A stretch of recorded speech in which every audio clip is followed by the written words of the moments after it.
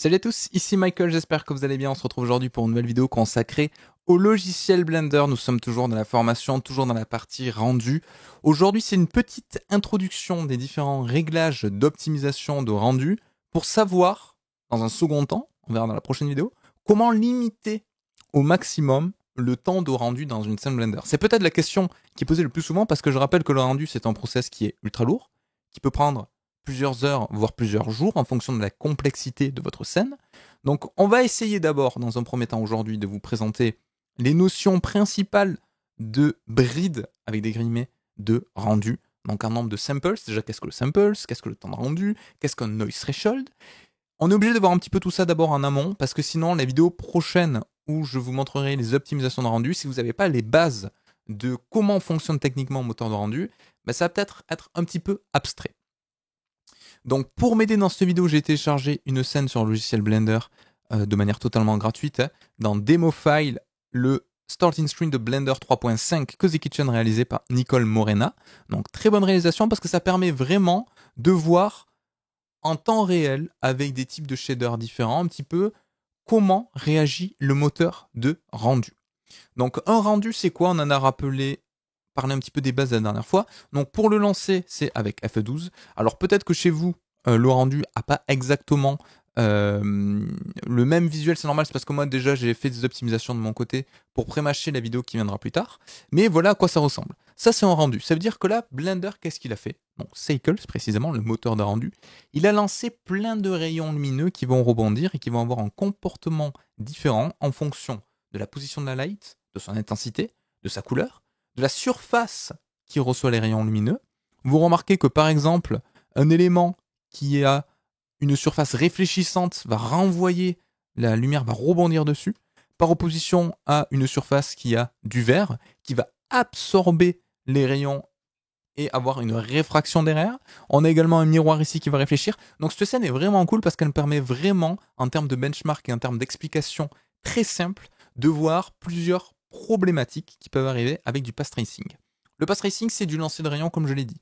Le but, c'est d'imiter le comportement de la véritable lumière qu'on a dans la vie réelle. Sauf que dans la vie réelle, c'est pas une machine qui calcule tout ça. Donc on a des rebonds plus ou moins infinis. Chose qu'on ne peut pas faire à un ordinateur. On peut pas lui dire, tu m'envoies des rayons infinis. Enfin, on pourrait lui dire, mais du coup, le temps de rendu serait, par définition, infini. Alors, qu'est-ce qui se passe là quand on lance un rendu? On remarque une chose, c'est que la qualité globale de mon image n'est pas homogène. Qu'est-ce que je veux dire par là? On a ce qu'on appelle du noise. Le noise, c'est un bruit qui est créé, qui est généré de manière systématique sur les scènes de rendu utilisant un moteur path tracing. Ça, c'est pas propre à Blender, c'est pas propre à Cycles. C'est propre à tous les moteurs de type path tracing. Si vous utilisez Eevee, par exemple, vous n'allez pas avoir ce problème.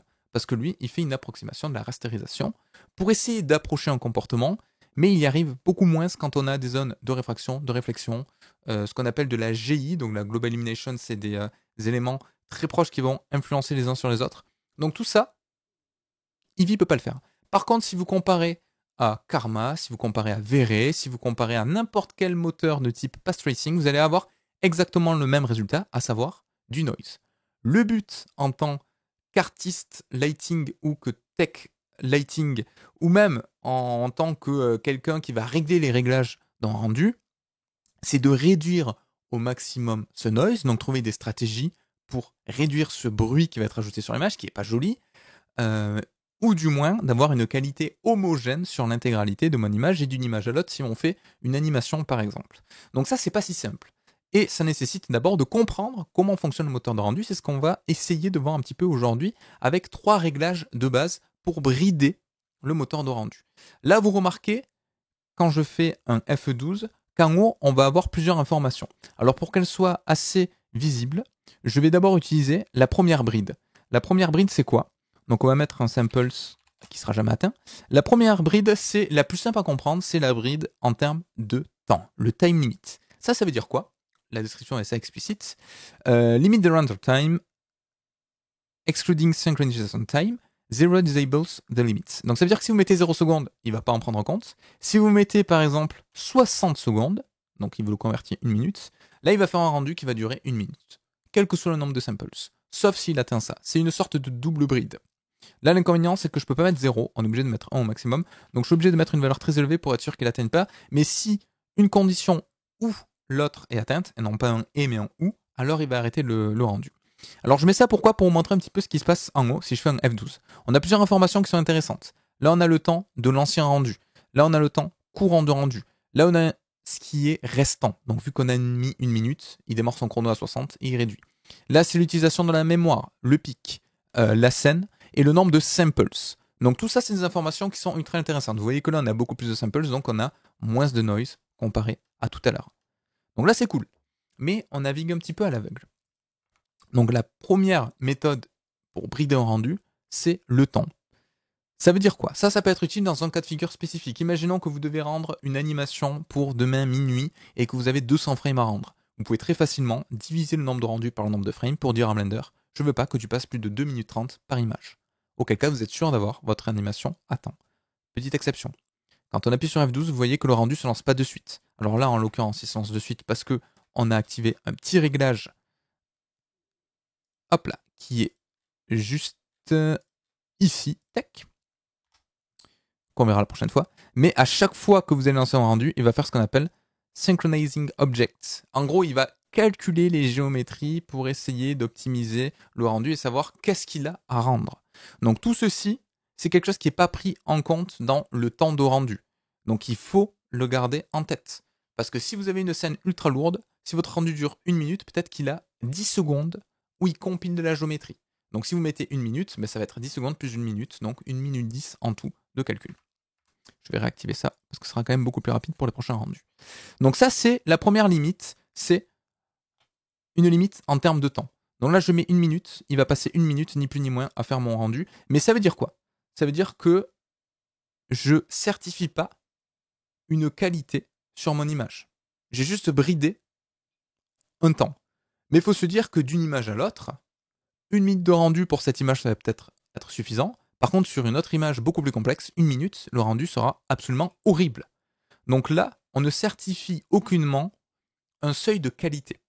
Dès qu'on va aller vers de la qualité, dès qu'on veut toucher un petit peu ces paramètres, on va plus se tourner vers des paramétrages de samples. Alors c'est pas encore quelque chose qui est super, le mieux c'est le dernier réglage, mais ça c'est le deuxième type de bride.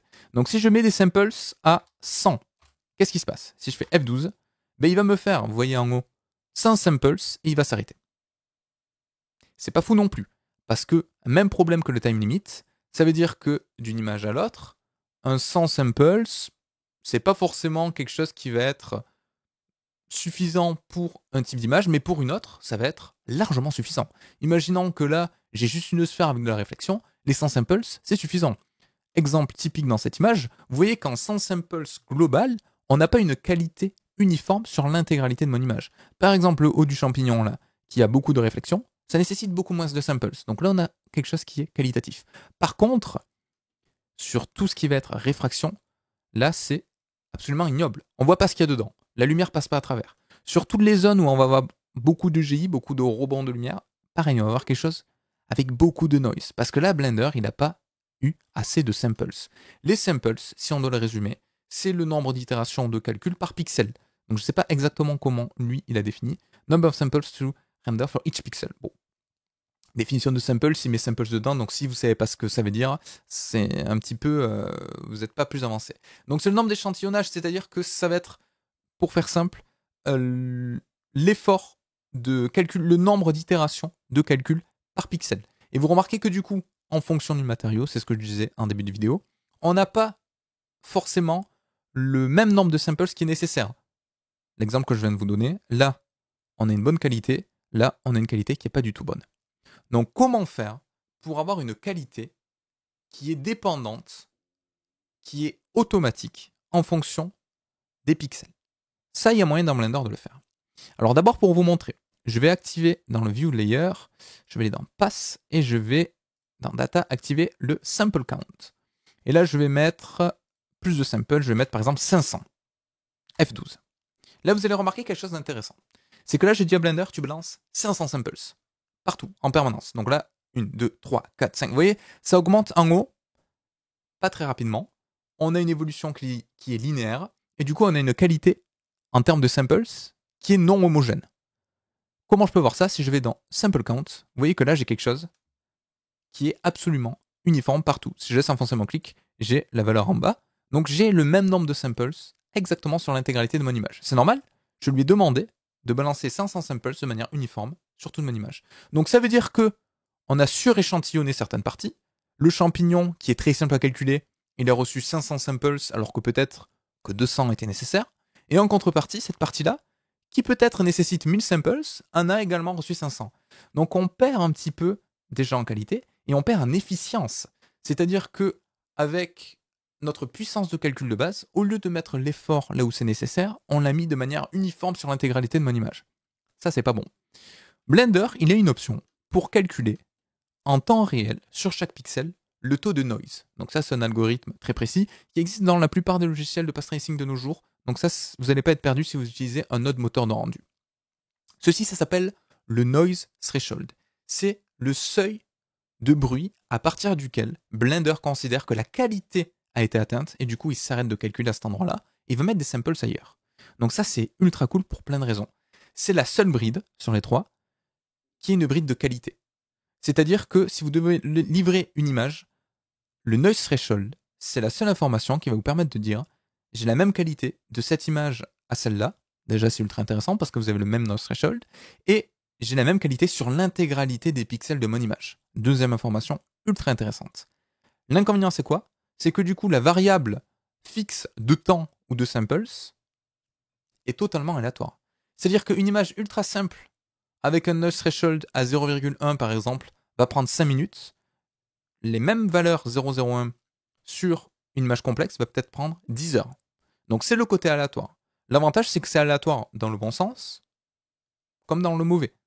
C'est-à-dire qu'une image ultra simple, si je mets 3 heures en time limit, qu'elle soit simple ou complexe, ça va prendre 3 heures. Par contre, si je mets un noise threshold, éventuellement, en fonction de l'image, ça va optimiser. Donc c'est quand même cool, c'est le meilleur des résultats, c'est ce qui est tout le temps utilisé en production. Si on compare, donc là, souvenez-vous, le sample est linéaire partout. Si je mets slot 2, que j'active le noise threshold et que je mets 0,03 par exemple, donc là vous remarquez que déjà en activant le noise threshold, il me rajoute une petite catégorie, min sample, max sample. C'est que je peux lui dire, alors ok, ton noise threshold c'est 0,03, par contre, mollo, tu vas pas au-delà de 2000 samples. Au contraire, je veux au minimum 20 par pixel, par exemple. Donc moi je vais mettre 0 et 99999 parce que je veux pas justement qu'il atteigne ça, pour vous montrer un petit peu comment ça se comporte, mais je veux qu'il atteigne un noise partout, un noise threshold sur mon image. Donc là, qu'est-ce qui se passe si je fais F12? Vous remarquez que déjà en haut, le nombre de samples augmente beaucoup plus rapidement parce que par endroit, il a déjà atteint le noise threshold, donc là il est en train de bombarder ailleurs. C'est-à-dire que là, il y a tout à parier que le champignon, il est déjà fini en termes de samples, il n'y a plus besoin d'en rajouter. Par contre, ici, vous voyez, il va mettre de l'effort et on voit qu'au fur et à mesure, le noise se réduit un tout petit peu. Vous voyez, il va calculer en itération cette partie-là. Et ce qui est assez intéressant, donc là, il va atteindre, je pense, le 9999 parce que mon noise threshold est quand même un petit peu bas vu le nombre de samples. Ce qui est intéressant, c'est que du coup, on a atteint 10 000 samples très rapidement. Si on avait mis 10 000 ici, on n'aurait pas eu du tout le même résultat. Alors, j'ai mis 99 000, pardon, je pensais avoir mis 1999. Bon, je vais faire échappe. Ce qui est ultra intéressant, c'est que là, si je vais cette fois-ci dans le sample count, voilà ce que j'ai. Et là, cette image, elle est ultra intéressante pour plein de raisons. Déjà, ça permet de vous illustrer comment fonctionne le noise threshold. C'est-à-dire qu'il a bien réussi à comprendre que ici, sur la partie avec de la réfraction, il avait besoin de beaucoup plus de samples, parce que le noise est de plus en plus élevé. Donc à chaque fois, lui, il balance ici des samples, c'est exactement ce que je veux. Et en contrepartie, vous voyez, sur le champignon, c'est ce que je vous avais dit, à part la partie où il y a une réflexion directe, pas besoin de beaucoup de samples, donc il en a mis très très peu.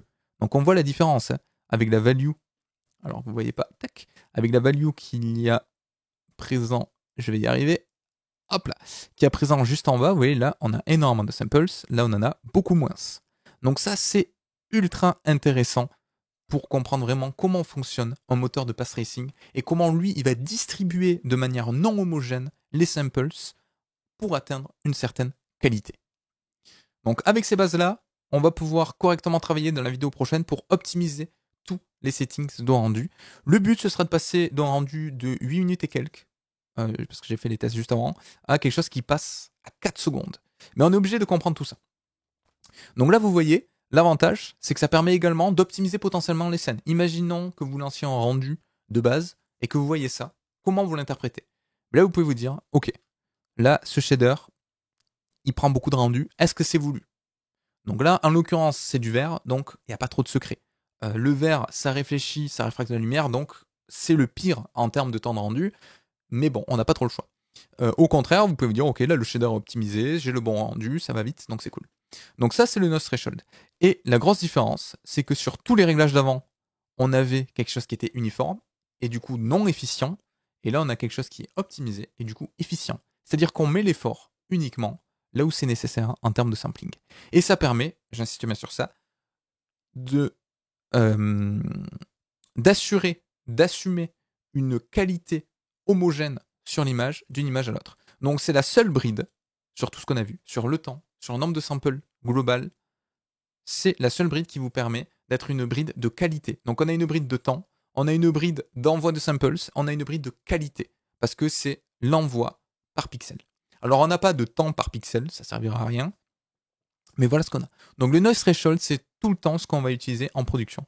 C'est pas forcément quelque chose que je vous conseille quand vous êtes en phase de travail, en work. C'est-à-dire que de temps en temps, si vous réalisez une scène, que vous voulez voir ce que ça donne en rendu, bah souvent, moi, j'avoue, j'utilise soit le time, parce que je me dis, ok, je veux voir mon résultat en 15 secondes, donc je mets 15 secondes et je vois ce que ça donne, soit le nombre de samples, mais pour le rendu final, utilisez toujours le noise threshold. C'est vraiment ce qui va vous certifier une qualité homogène. Et surtout, c'est un peu bête de perdre des samples pour rien.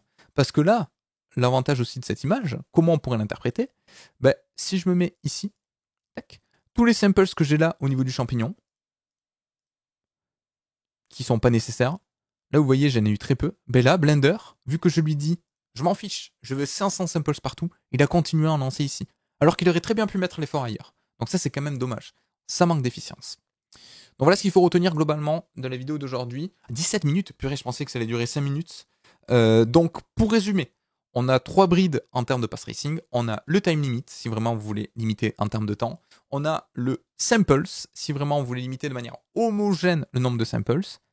Pas forcément utile pour ce qu'on veut faire. Et on a le noise threshold, c'est ce que je vous conseille. C'est ce qui est utilisé en rendu de production, je pense, dans la plupart des studios, parce que ça certifie une qualité. Donc il est un petit peu... Alors il est moins, effectivement, il est un petit peu moins explicite en termes de valeur. Parce que là, on se dit 0,03, qu'est-ce que ça veut dire? Faut vous dire que pour un rendu qualitatif, on tape la plupart du temps sur du 0,01 ou 0,02. Sachant qu'après, on a potentiellement du denoise. Ça vous donne à peu près une idée. Mais c'est vrai que c'est moins explicite qu'un nombre de samples ou un nombre de secondes. Donc là, comment lui, il est défini? Step level step to stop sampling at low value radius. Ouais, voilà, donc c'est exactement ça. Zero for automatic settings. Voilà, exactement. Donc c'est la valeur le seuil de noise à partir duquel il considère qu'il n'a plus besoin de sampler parce qu'il a déjà atteint. Donc au début, par exemple, on va avoir un noise de 1, 0,8, 0,1, 0,8, 0,1, 0,09, 0,08, 0,07, etc., etc. Il va atteindre 0,03, il va dire stop, je calcule plus ici, je m'attelle à un autre pixel pour balancer des samples ici. Donc voilà, c'est le plus optimisé. J'espère que cette vidéo vous aura plu. La prochaine fois, ce sera, je pense, la plus intéressante, mais celle-ci était vraiment nécessaire. On va passer de 8 minutes et quelques à 4 secondes. Donc ça va être assez intéressant parce que c'est une des questions qui reviennent le plus souvent. Comment accélérer les temps de rendu? J'espère que cette vidéo vous aura plu et je vous dis à très très vite pour une prochaine vidéo sur Blender.